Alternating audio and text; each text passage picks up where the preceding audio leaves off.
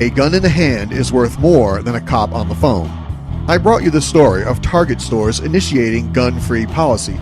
Within days, there had been robberies, purse snatchings, and even a carjacking, all in Target parking lots.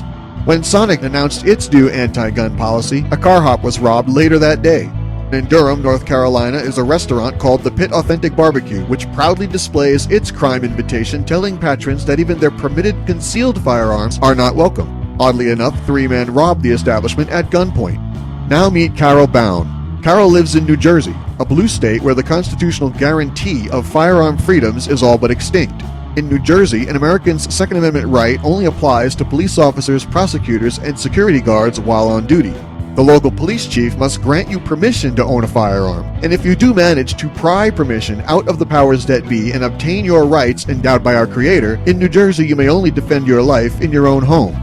Carol Bound was threatened with domestic violence by her ex-boyfriend. She applied for a permit. She made her case to the police chief. She had an alarm and security cameras installed, and she was safely shielded behind her ironclad protective order. Carol Bound was bludgeoned to death by her ex-boyfriend waiting for permission to exercise her constitutional right. The New Jersey legislature has her blood on their hands.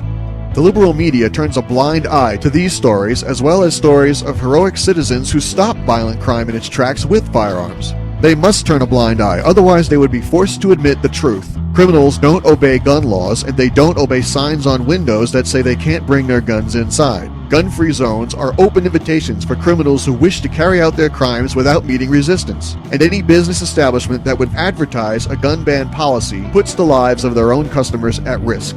Restrictive gun laws for law-abiding citizens do not, cannot, and will never save lives. It's time to stop the madness.